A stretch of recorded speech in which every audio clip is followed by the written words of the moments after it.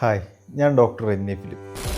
ഏതാണ് പല്ല് കേടാവാതിരിക്കാൻ best tooth paste?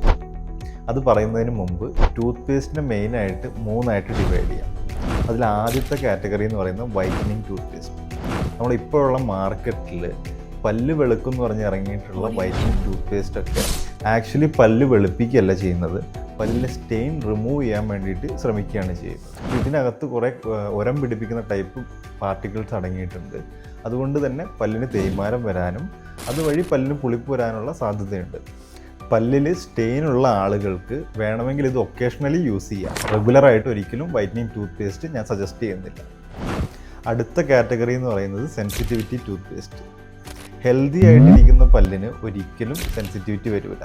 അപ്പോൾ എന്തെങ്കിലും പ്രശ്നങ്ങൾ ഉള്ളത് കൊണ്ടാണ് പല്ലിന് പുളിപ്പ് വരുന്നത്. അപ്പോൾ ഇത് നിങ്ങൾക്ക് സെൻസിറ്റിവിറ്റി ടൂത്ത് പേസ്റ്റ് നിങ്ങൾക്ക് ടെമ്പററി ആയിട്ട് ഉപയോഗിക്കാം.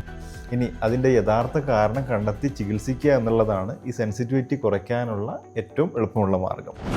പല്ലിൽ കേട് വരുന്നത് തടയാൻ വേണ്ടിയിട്ട് ഫ്ലൂറൈഡ് അടങ്ങിയിട്ടുള്ള ടൂത്ത് പേസ്റ്റിന് ഇമ്പോർട്ടൻ്റ് ആയിട്ടുള്ള റോളാണുള്ളത്. Next category cavity prevention enamel protection toothpaste. ഇത് മെയിനായിട്ട് ഫ്ലൂറൈഡ് കണ്ടൻറ്റുള്ള ടൂത്ത് പേസ്റ്റുകളാണ് ഈ കാറ്റഗറിയിൽ വരുന്നത്. ഫ്ലൂറൈഡ് കണ്ടൻറ്റ് എന്ന് പറഞ്ഞു കഴിഞ്ഞാൽ sodium monofluorophosphate, sodium fluoride, stannous fluoride, ഇതൊക്കെയാണ് മെയിനായിട്ടുള്ള ഫ്ലൂറൈഡ് കണ്ടൻറ്റ്. ഇപ്പോൾ മാർക്കറ്റിൽ ഇറങ്ങിയിട്ടുള്ള ടൂത്ത് പേസ്റ്റുകളിനകത്ത് ഞാൻ ഈ പറഞ്ഞിട്ടുള്ള 3 കാറ്റഗറിയും കൃത്യമായിട്ട് അടയാളപ്പെടുത്തിയിട്ടുണ്ടാവും. ഇതിൽ നിങ്ങൾക്ക് ഏതാണ് അനുയോജ്യമെന്നുള്ളത് നിങ്ങൾ തന്നെ തീരുമാനിക്കുക.